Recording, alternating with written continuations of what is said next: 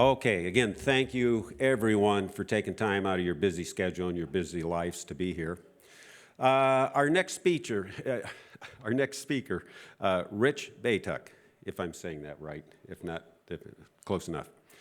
I had the opportunity to listen to him speak about 2 years ago at State of the Science over at Toledo, an event that Dr. Chris Winslow puts on every year. And Greg Lake, who is joining us virtually, we're sitting side by side, and we both looked at each other and said, that man's got experience. He understands the program, how to put it together. He understands how to measure success. And most importantly, he understands how to lay accountability on the decision makers that are moving forward. So we are so pleased to have Rich here today. His list of accomplishments and credentials, that would take the rest of the conference if I went through that. So I just want to hit some high points here. He was with 33 years with the US EPA and was really the key driver of the Chesapeake Bay Program of Partnerships. Rich was the Associate Director for Science, Analysis, Implementation of those partnerships decisions, and that's key. We've got somebody at the helm taking it from the very conceptual level and bringing it down to the implementation level and to where we can actually have some metrics to say that we're moving forward. So without any further ado, please give a warm welcome to Rich.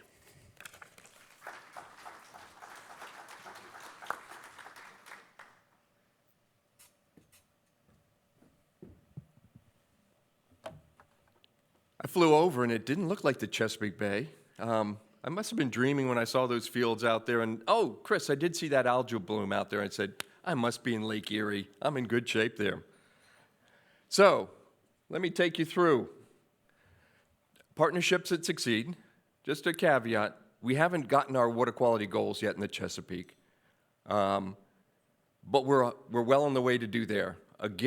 When I started in 1985, we had 12 million people in the watershed. We now have 18. That's a 50% increase in the population. I admit I brought my family down from New England to go into the Chesapeake and stuff because of everything that it had to offer. But we're making the following progress that I'm going to describe in here. But to emphasize it, partnerships that succeed have learned the following lessons. So I want to walk you through what our experience has been in terms of how do you convince folks to do something different. You can use all the science you want in the world. We're all in the work of human behavior change, whether it's politicians, local farmers, my neighbors, folks that haven't influenced it. If they're in the watershed, they're influencing it one way or another. The question is, how do you get that behavior change? And what I've found from not only my work in the Chesapeake, but I've been fortunate to work around the country and a little bit around the world as well. And that is, there are some keys to that. If you follow these 6, it's sort of like one of those diet plans out there. You follow these ones, you'll be successful. I think that's true. There's certainly other elements out there, but I want to focus on these 6.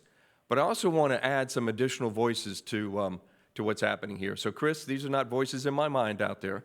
They're actually voices of partners. But I'm going to walk you through each one of these and illustrate them with what did we do, and then how did they affect our actual implementation and the system out there as well. But first, take a look and listen to these other partners. What does it take to restore and protect the Chesapeake Bay? It takes science and technology, collecting scientific data and water samples from across the bay and its tributaries. And then analyzing those samples here in the lab to help monitor pollution and determine its effects. Constructing living shorelines that provide habitat for native plants and animals and help protect human property from storms and erosion. Using advanced sonar technology to map the seafloor and find the best places to rebuild oyster reefs. And putting billions of baby oysters into the bay so that they can reproduce, create new habitat, and help filter the water around them. Conducting population surveys to help monitor and protect the bay's iconic fisheries and the underwater grasses that many species rely on for survival. Studying environmental impacts on fish and wildlife throughout the Chesapeake watershed and building unprecedented partnerships to conserve a network of healthy habitat for their benefit and ours. It takes teamwork and collaboration, developing new ways to visualize and share information through a connected community of scientists, organizations, and government agencies. Cleaning up trash from our rivers and streams and helping connect people with their communities and waterways. Restoring damaged streams to improve local water quality and reducing the flow of sediments and pollutants that threaten underwater life in the bay. Creating environmentally sound solutions for the businesses that drive our economy and conserving the natural resources we farmers rely on to grow our crops and feed the nation. It takes action in our communities, from updating our local wastewater treatment facilities to reduce our environmental impact, to adopting green technology that captures and holds stormwater before it can pollute our rivers and streams. Conserving forests and wetlands that filter our water, clean our air, and provide a wealth of benefits to the people and animals that live in the watershed. Improving public access to the bay and local waterways. And conserving headwater streams to provide healthy habitat and clean water for fish and fishermen. And it takes our commitment to success, from creating conservation jobs that put young people to work improving their neighborhoods, to connecting local communities with the resources they need to heal the land and water. Because it's not just about restoring the Chesapeake Bay. It's about making the entire watershed a safe and healthy place for all of us to live. Learn more by visiting ChesapeakeBay.net and join us in partnership to restore and protect the Chesapeake Bay. I thought it was important that you heard some other voices out there. Folks, that wasn't scripted. But when you have a successful partnership, when you turn to a partner, he or she can put that message out there. They're going to put in their own words, their own tone, their own voices out there. But if you put them together collectively like us in this video, you hear the story of that partnership. I think that's important. Again, local partners, local farmers, business folks, academic folks, etc. They're not scripted. They're part of a partnership that's bought into where we're going from here. So one of the key first things in here is build a big enough tent that you can get your partners underneath there. This is not a discussion about governance, etc., although governance is important.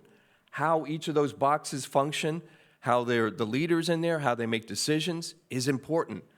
But those boxes are like tables that somebody has an opportunity. They come into the room, they know they've got a table they can go to. They understand that they're going to be part of that decision making. They're going to be staffed. They're going to have funding accessibility. They know who they can affect and who can affect them as well. Having that infrastructure in place and having the institutional mechanisms to make it happen, that makes a difference. You might have 6 boxes, or in our case, a tremendous amount as well. But there's also depth to that partnership. Like a good, healthy tree, it's got long roots that are getting down into that water, and they're absorbing nutrients. The same thing in the Chesapeake Bay Program. Those blue boxes off the top, those 6, they reflect the 6 major goals, from fisheries to education to clean water to conservation. And then underneath that, those are our root systems. That's where our technical and programmatic folks come to have a seat at the table, from our farm bureaus to our NGOs to our local politicians and others, to help us bring the information necessary to make that partnership grow.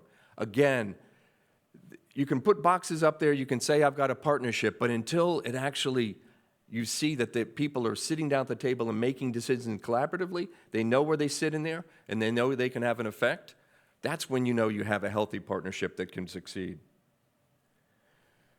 So I put this slide up here, and one might say highest level of leadership. Well, Rich, in the Chesapeake, don't you guys have the governors of the 6 states, the mayor of the District of Columbia, the EPA administrator, the chair of the Chesapeake Bay Commission? Absolutely.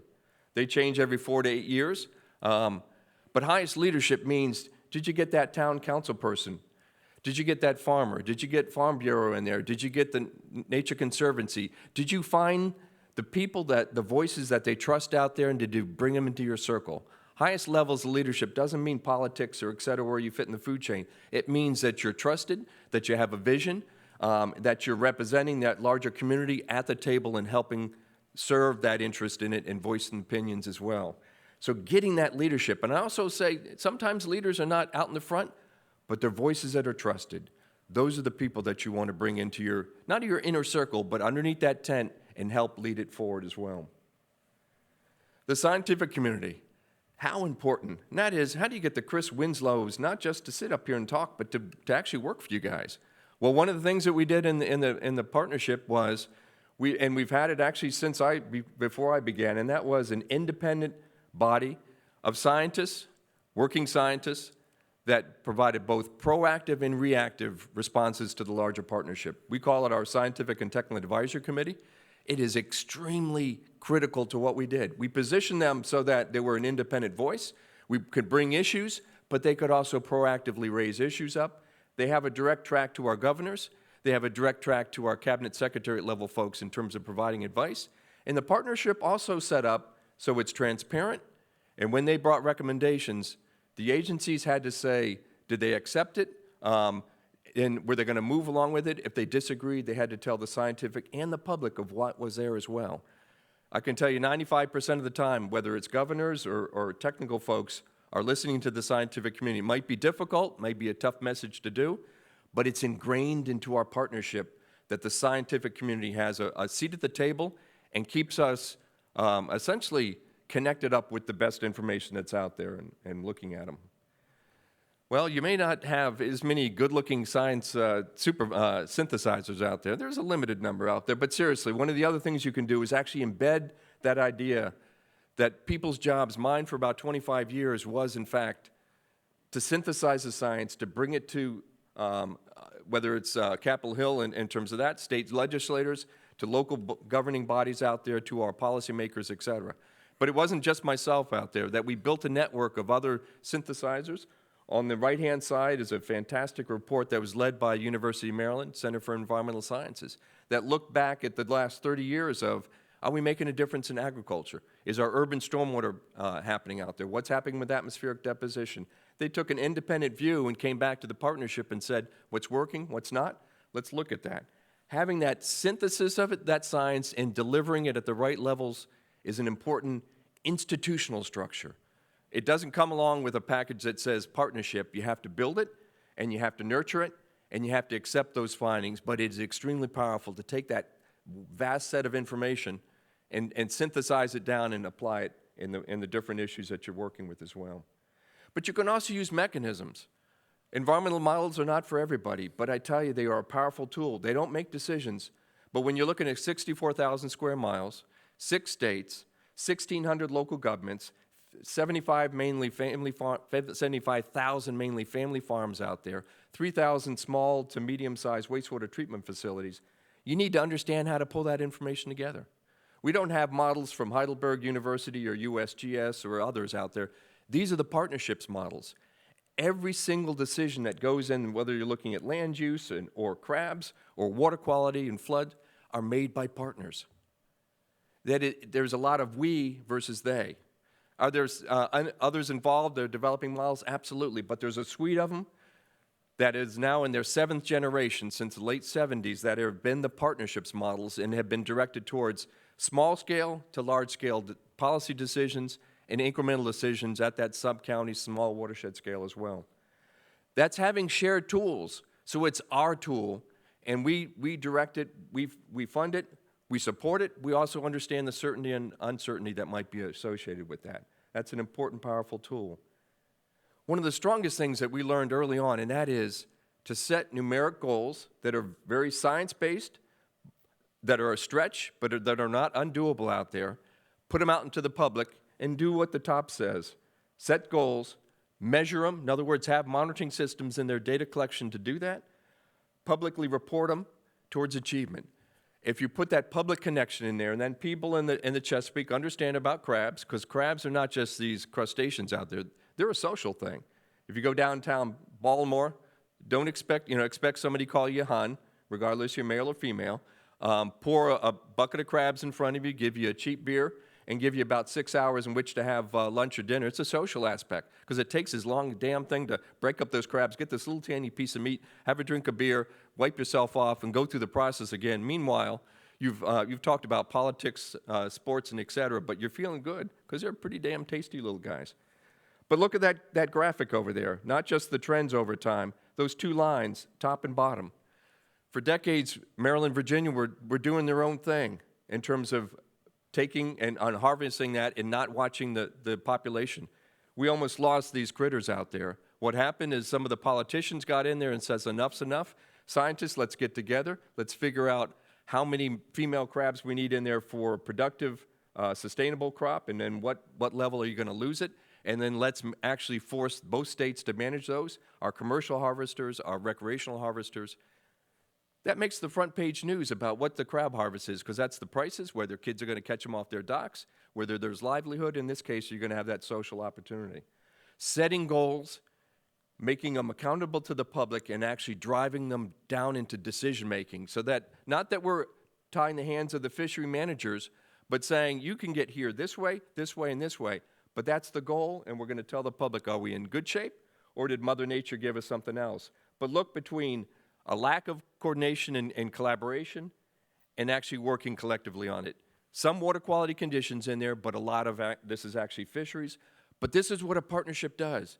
It forces the partners to agree to goals, it institutionalizes them, and it drives that you've got to manage for that collective set of information coming in every year independently to watch what's happening, and the public knows about, have you been successful, or do you need to make something else happen out there as well? Another important piece is to keep your public regularly informed about what's happening out there. So you've got two reports, one from the Chesapeake Bay Program Partnership, the Bay Barometer, and on your right-hand side is what we call the Bay Report Card. It actually was developed independently by, again, the University of Maryland Center for Environmental Sciences, working with other institutions out there. These two reports pull on the same set of data, but they have different objectives that go along there. I've talked to my neighbors. They know what an A, B, C, D, or an E is. They can understand that. Well, then when you all of a sudden report about a local river system, a tidal tributary, an embayment, mayors, I can tell you, council folks, others are saying, hey, we got a B. I heard you guys got a C minus. That resonates with people out there. Or you can say, hey, listen, mine's improving. So when you actually can take the information, good science that's underneath there, and put it in a format that people can understand, the Bay Barometer will talk about in terms of how are you achieving your K through 12 education goals? Are we conserving land enough? Are wetlands coming back in there? Are states putting in the practices that they had committed to do? So if you regularly report to them in a form that people can understand and they can connect with, that's another powerful tool. But it's getting the partnership to agree to how do you do it, putting those forms out there, and it's okay to have slightly different reports out there because they're addressing different topics and different target audiences as well. One of the things that folks often do is they put a goal out there, they start working towards it, but they never take an opportunity to step back and said, is it in fact working?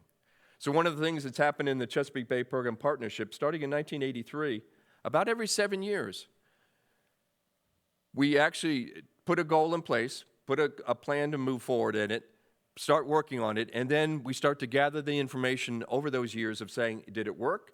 Are we seeing a difference out there? Are people responding? Did we bring that information back ultimately to the 6 governors, the mayor, the EPA administrator, the chair of the Chesapeake Bay Commission, and say, hey, listen, we need to broaden our effect. We need to make a change in that. We might need to adjust some of our goals. We might need to expand over time. So there's been this sequence of both political agreements, but politicians love to sign those, but they don't like to have changes in those while they're moving forward. So we've got a period of stability where everybody knows what the goal line looks like out there. Then we've got a period of bringing new information in there. Not that you're all of a sudden changing the goal line, but you may be changing your approach to getting rockfish in there, or how we're working with our farmers, or how do we need to reach out to educators and bring that? How do we need to look at our land conservation programs? So you're refreshing it with new science and also changes in the public attitudes out there, trying to bring issues like diversity in there so that you've got this evolution over time and a public dialogue of where we're going, what you need to hold us accountable to make it happen as well. So a healthy partnership doesn't hesitate to go back and question it, but it brings new information in there, synthesizes it, and works collectively to move that forward.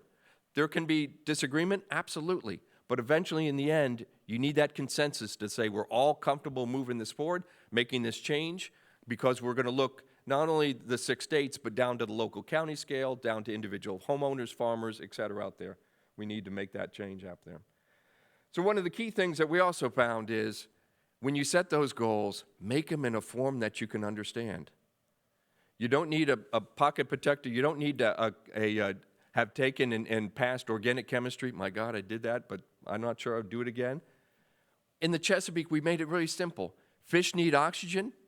Our underwater grasses, which are critical to our crabs and oysters and others out there, need light, and oysters need good food. I didn't see harmful algal blooms. I didn't see nitrate or nitrite, et cetera. Very simple terms out there that people can say, I understand that. There's certainly good science behind that. We were talking about boundaries between 7 different states, 4 of which share a piece of the Chesapeake Bay tidal waters.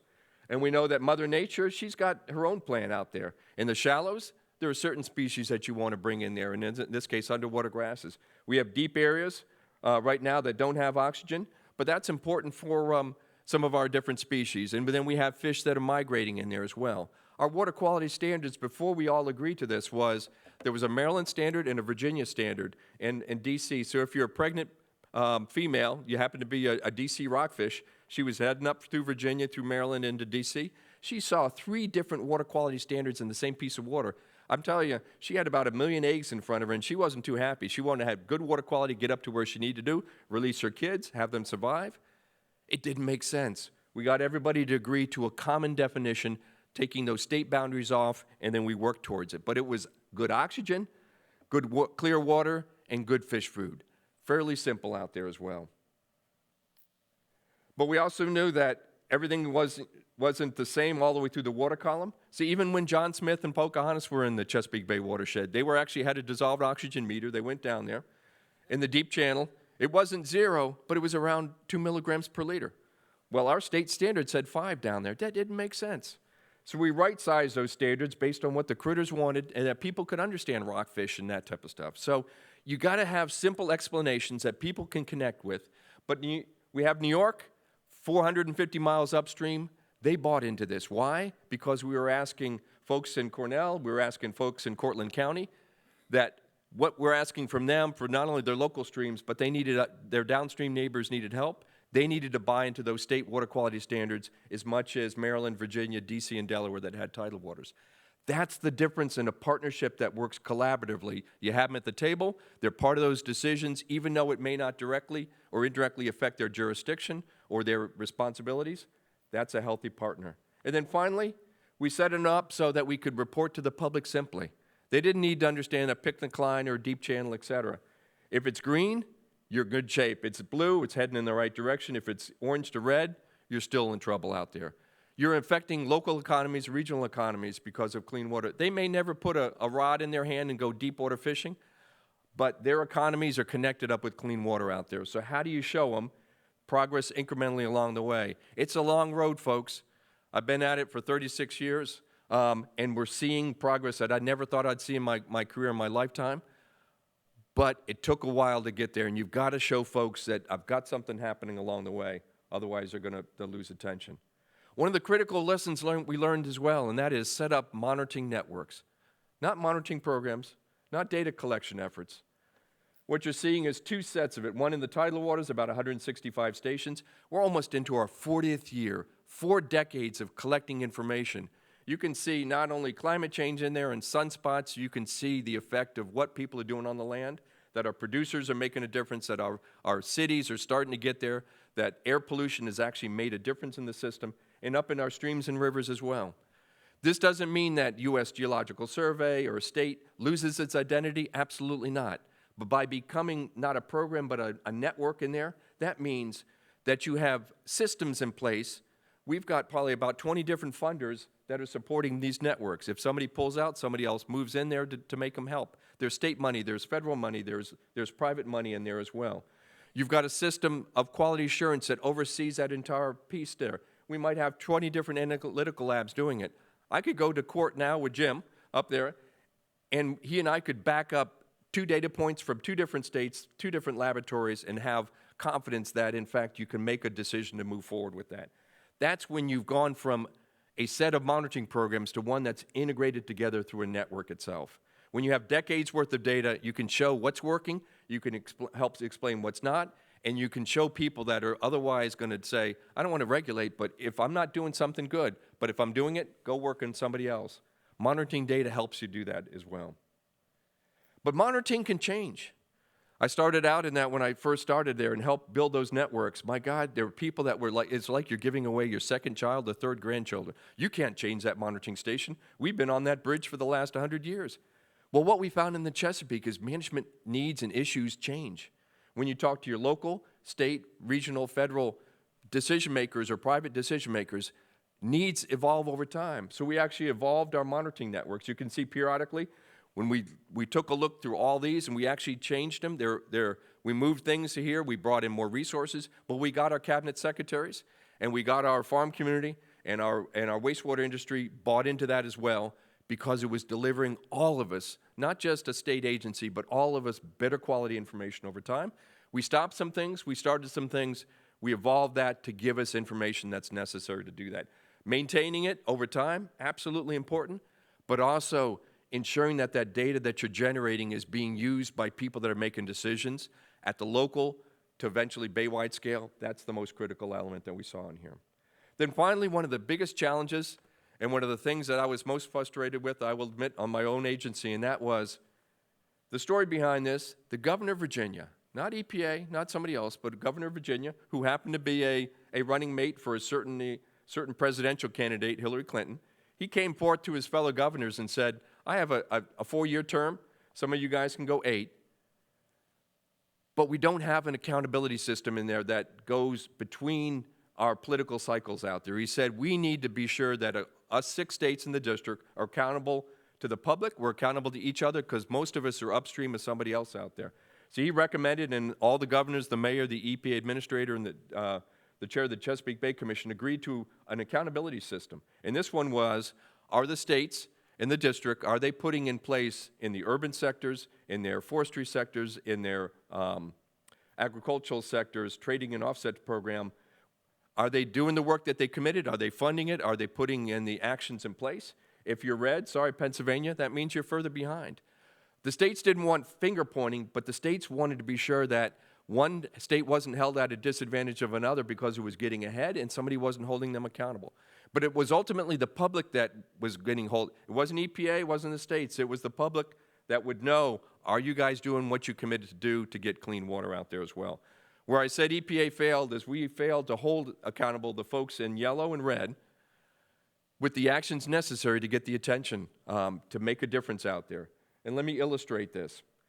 So as a part of the Bay efforts and the evolution of our goals, one of the things we got all the partners to agree to, and that was by 2017, 2018, you'd have 60% of your the practices and efforts in place to get a 60% reduction towards what they call our TMDL goals, I'll call our Bay pollution diet. So Pennsylvania should have actually been, as opposed to 15 million pounds from 1985, they should have been around 35 million pounds. It was reversed. In other words, they were only at a third of the way there, but if you look at West Virginia, they were at 80%. You look at Maryland, they're around 65%. So at that point, the accountability system said, Pennsylvania, you need to step up. We're not trying to scold you like a child, but we're saying you're holding everyone else, where our farmers, where our city administrators and where others were taking steps, you were lagging behind. We need to help you move there, but we also need to hold you accountable because you're upstream of a lot of folks' drinking water, recreational waters, commercially viable waters as well out there. We failed to do that. Not just Republican, Democrat, but we set up a system that was actually going to make a difference. And once you set up an accountability system, you've got to have the political and the fortitude to carry it out. We didn't. I think this is going to be a place that is going to sort of judge, can we actually get there or not? Because this one was going to push us over the top. Clean Water Act didn't ask for this, but we knew that we had to have that accountability set up there to do that as well. Regardless of that last slide, it's working, folks. We're not there yet entirely. There's Mother Nature and there's things out there, as I say, some challenges, but let me walk you through some elements in here. So I showed this last night. So this is wastewater treatment loads happening over time. The wastewater industry, mainly local governments, working with their ratepayers and others, achieved their goal 10 years early. What allowed that to happen? We got everybody together. People that would normally be suing in court were at the table. We put in place what we call a basin-wide permitting strategy. So our 478 municipal and industrial big to medium-sized wastewater treatment plants knew they had certainty. They could pour concrete. They knew in 30 years their permit would be consistent with what we had there. We talked to the lawyers. We worked with the engineers. We said, what's the smartest way to do it? Let me give you the flexibility. Let me help you do the funding. Let's get the issue of permitting and that we're going to slap you in court off the table. We're going to hold you accountable. But look at the progress that you made there. there's a lot more cleaner water, whether you're in West Virginia or you're in Delmarva Peninsula, because we worked together, we gave the flexibility, we gave the certainty, and we gave the charge. We freed up the engineers to do their good work. We freed up the people to figure out different financing. That's what happened. But it was because we opened that tent up, we got everybody in there, and if they, excuse my language, but if they started pissing on each other, they were pissing on each other. You know, Chris, you and I talked about the loud voices out there and the negative pieces. Well, once you're in that tent, you know, you've got to figure out how to go, because you don't get out. We don't serve you breakfast, lunch, or dinner until you finish that up. That's how you do it. You bring people together. You provide that opportunity to make that decisions as well. I could have a similar story on whether you're talking about precision farming out there, you're talking about street sweeping, et cetera. What the partnership has done is over 400 different practices out there. Each of those practices has a nitrogen, a phosphorus, and a sediment pollution reduction efficiency. It's got a cost associated with it. It's got a system for verifying, did that practice get put out in place out there? Can we trust that landowner, that farmer, that the person managing that golf course, are they putting that in place so that we can give them credit for in that system? That allows you to then look at and do some of the things I'm going to talk about out there as well. But that means you've got to have a lot of trust in there, that people have the expertise to have that in there, but it becomes a way of having a value, a currency in which you manage a 64,000 square mile watershed. So one of the things it allows you to do, along with those models that I showed you, is create pie charts like this. These don't get pulled out of the air, folks. This is a tremendous amount of science and understanding of how many acres of certain cover crops are out there, and how many sewage treatment plants out there, how many plate pieces are on septic system. So that having the ability of a partnership to have the trust and have that information over 30 years, that allows you to divide it up and to look at this kind of progress, and that little pie chart in the middle there of who's done what.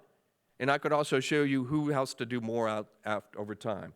But that's tremendous. That is taking a watershed that went from 12 million people to 18 million people, now heading towards 19 people, put it on a diet, and got close to meeting now their phosphorus-related diet out there. Nitrogen, a little different story.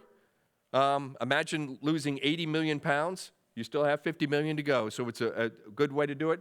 But imagine these pie charts done up differently. So nitrogen. So we could take a look at this and say, hey, listen, how much is due to atmospheric deposition coming from cars, coming from electric generating plants, from where? I could take the agricultural piece and break it up in terms of how much is from manure versus fertilizer. We have the information underneath there to break it up by different source sectors, but also to go down to the sub-county scale out there. So the information is trusted by the larger partnership because of the tools, because the information coming from county conservation districts, from individual cities, the land use, et cetera, has gone through the vetting process that allows you to do this. Now this information is available at a very local scale with tools that previously only folks on my staff in Annapolis could run scenarios. Now planners on county councils and people in farm bureaus out there, folks that are looking at stormwater practices in a private company, they can run these models for any scale that they want and get the same information that we run when we do one for the entire Chesapeake Bay system. That is empowering hundreds, if not thousands, of other folks out there to use the same set of information, come up with and use it in permits, come up with it and use it in trading systems out there. Why? Because it's been agreed to by this larger partnership over time. And then finishing up here, again, a graphic I showed last night that shows over time that the more it rained didn't mean that the same amount of pollution came out over the past years. But from a why it works piece is, this is not just one group going out there and making a decision. Those bars reflect direct monitor data, and where we can't monitor it, like atmospheric deposition, we've got estimates from our models and others out there. And it also involves the amount of trust in hundreds of stations of information that went in there. How do you lay out that graphic? The USGS work, looking at probably about 200 different stations out there that are measuring flow from small creeks to larger rivers and stuff. This is a collaborative effort to come up with this. And then once you do that, then the message is clear. We're making progress, folks. For 10, 20 years, rained, more pollution. Less rain went down, but the two are splitting from each other. This is showing it, but it's got the confidence. Why? Because there's a lot of fingerprints on the information and data that comes out there as well, and has become one of our key measures for Are we actually making a difference? Is Mother Nature becoming more resilient over time? And this is a graphic I also put up last night from our monitoring system. So on your right-hand side, that's almost 35 years worth of data saying that just about every single place in the tidal waters, nitrogen is going down. The reason people have confidence in it is because of what I talked about before, that those networks, they can understand it. If they dig into it, they can find the quality assurance data that has the trust in that as well. But actually to come up with that up and down arrow, you thought, oh, that'd be easy. If you look at the individual data, if we had time, it actually looks like this. Why? Because you have storms, you have wet weather, et cetera. We had to have some really smart people figuring out, is that an upward trend, a downward trend? Can you actually pull out that information? In a normal system, one group would do it and put it out there and everybody would question it. No, we had our scientists and some policy folks look at it and said, how do I interpret this? The scientific folks laid it out there. The policy folks said, can I understand it and read it? Can I explain it to my neighbors? So that's how you generate a graphic like that has the trust in it. The same thing on the other side of long-term trends in our tidal waters. So these graphics look like they're simple, but what we've done within the Chesapeake Bay region is we've got the infrastructure that produces this information for others. They don't have to do it themselves. They focus otherwise because they've had the trust that the experts have come up with this. The communicators said, here's a good way to do it, and we all proceed forward with it, and we use it to move forward with our analysis and stuff. This one was just to let you know that, in fact, you can see, once you look historically and making data and information accessible out there, that's one of the lessons that we learned too, and that is to do that and just be relentless about making information accessible, not just the raw information, but also the ability to look like this, and our USGS partners did. We're essentially seeing this knee in the curve with it. We've hit the high point in the amount of nitrates coming from the Susquehanna. We're heading down. We need to get back to where we were in the 1950s. That was around 8 million people. By the time it hits down there, we may be around 19 or 20. But that is huge that we're reducing the footprint like that. But we've got the trust in it because we have the historical data and the experts saying we're moving in that particular direction. We still have more work to go, but you've got the momentum heading in the right direction. And one of the few things I thought, and this again was a slide from last night, which is showing the downward trend in a shrinking of our, what we call our dead zone, our anoxic zone out there. This is the toughest place to make the difference out there, but our scientific community, which again engaged with us, started to look at this, and we didn't discover this until probably about 6 or 8 years ago. The pattern was kind of messy out there, but there was a long enough record. They were able to sort of pull, in this case, pull out the effective flow, and then to take a look at this, and they published a paper in the worldwide literature that has gotten a lot of an acclaim in the last several years, but is finding that signal that's making a difference. If you look at every year, it goes up, down, you'd say, what the heck's happening? But they were able to pull that through. Again, the same scientist that led the group to do this actually leads one of our collaborative data analysis work groups. So this group is there to essentially, if the governors or some part of the partnership says, we need to understand this, we actually have an infrastructure of smart people like that to turn to and say, help us figure out how to look at this information and data, bring credibility to it. That's what a successful partnership has, that you can turn to it, you have resources in there that you can trust, you can tap into, and you can produce findings like this as well.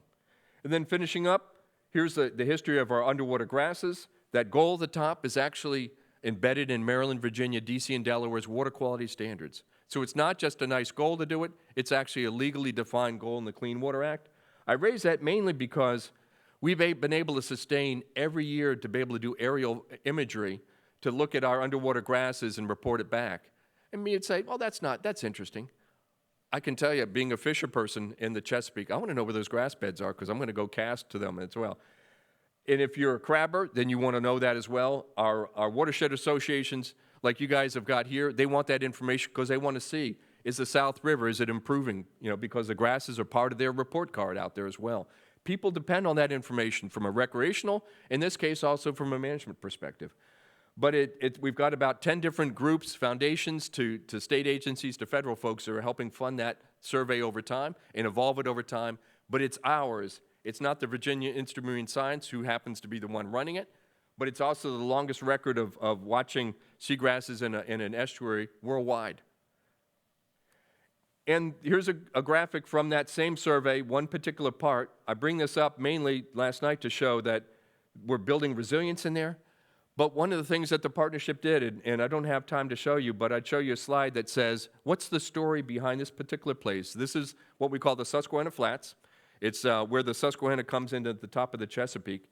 Our scientific community and SAV managers put together almost a 40-year storyline for every section of the Chesapeake and what's happening underwater grasses so we could figure out how to better manage that particular system. Again, we have the infrastructure for dealing with these kind of issues, not just to plot the data up there, but to explain it, to talk about the implications, and what do we need to do different. Well, we saw a major hurricane that knocked us out, but she's going back up there again. The system is resilient in there, and we can understand that, and we can understand as well why other parts of the system don't have similar trends like we've gotten here. But we essentially went from very sparse grasses to very thick ones, met our goal, got knocked back, but have got to climb back up that ladder to get there as well. So I want to finish off with two challenges and then one more quick video to you all. So on your right-hand side, that looks like a big ski track by Paul Bunyan. And then on your left-hand side, that's one example of probably about 200 different workshop reports over the past 4 decades from our Scientific and Technical Advisory Committee dealing with climate change. So on your right-hand side, that's winter spreading of manure up in Pennsylvania. Where's that manure going to go? It's not going to go into a crop, you know, whether soybean, corn, or others. It's going to go into that stream out there. We've got more challenges to face, not just with our ag sector, our urban sector, our conservation community, et cetera. And then on your left-hand side, that's something that we're working on right now, and that is just about every part of the Chesapeake Bay in the last 30 years is increased by at least 1 to 2 degrees centigrade. That usually happens over eons. We've seen it happen in lifespans out there. That is changing migration patterns. That's changing the ability of the water to withhold things. It's changing the bacterial effectiveness out there. It's changing our algal blooms, et cetera, out there. That is a huge, huge influence on what we're trying to get done out there as well. So I want to close with a different set of voices that'll sort of wrap up the bigger partnership. And these are actually not even immediate partners. These were folks that part of our video team went out there and actually talked to individuals in different parts of the watershed, but also talked to an enlarged group of partners out there, just to sort of give you a feel of what does a moving towards success partnership look like with a different set of voices.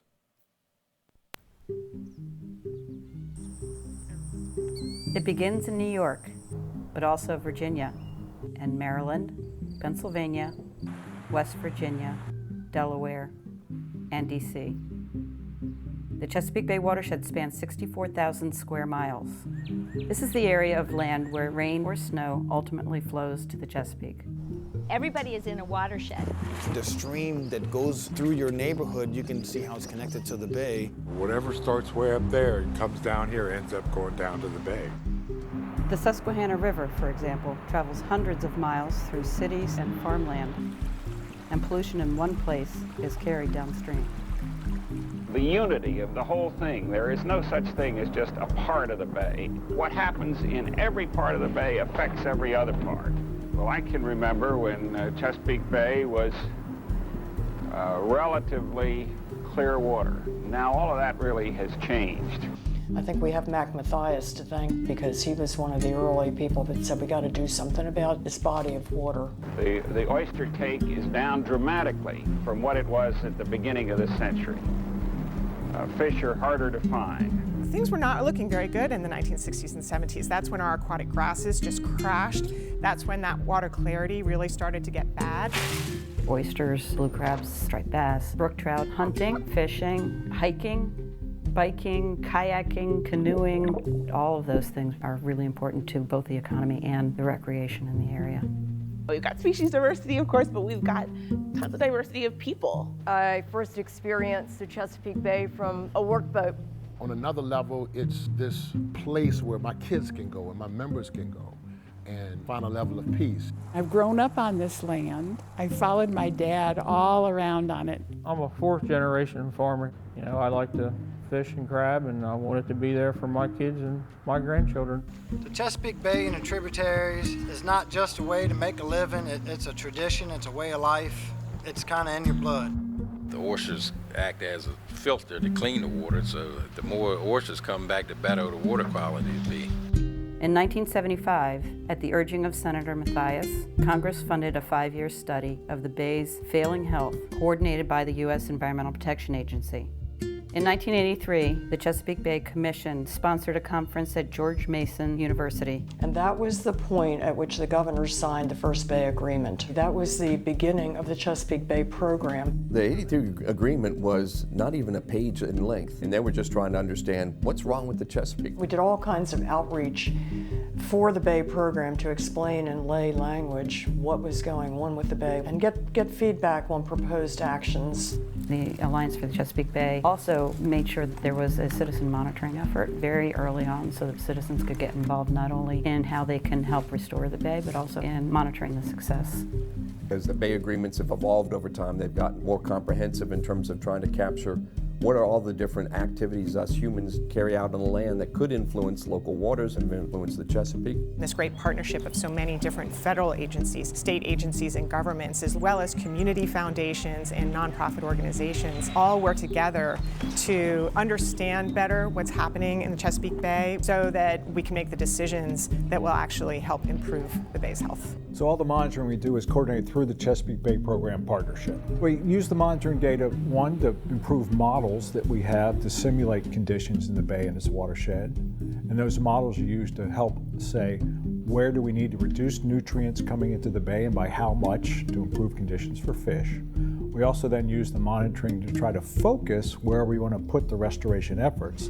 And then finally, we use it over time to say, is the Bay and its watershed getting better as we put all these efforts in to reduce pollution? As we went into the 2014 Chesapeake Bay Watershed Agreement, the ask to put goals in there, to put objectives, leaving flexibility about how we got there. We do things more than just water quality. It's about really ecosystem management. We also understood that to be successful, we needed a more diverse group of partners, a more diverse group of leaders that reflected the cultures that we have across the Chesapeake itself. To have these states come together in the Bay watershed, it's the only way we're going to keep the Bay alive and productive for a long time. So I just want to leave you with this, and that is, you heard a lot of us, we, ours. You didn't hear a lot of them, they, theirs. That's when you've got the voice. I mean, these are folks, again, that we didn't set up. There were farmers out there, we had folks on the street that we talked to, et cetera. And also, we also learned, when you have a crisis, you get attention, and you have the opportunity to do so. Take advantage of those opportunities out there. You guys can do that. I think you're gonna make success out there. I'm not sure you're gonna get all the way there unless you tie yourselves better together, and you do that, not just partnerships, not just collaboration, but collaborative decision-making, and you build the infrastructures that we've got in there. We're not perfect, but we're making progress. We've got some more challenges ahead of us as well. So thank you all very much for your time. Appreciate it.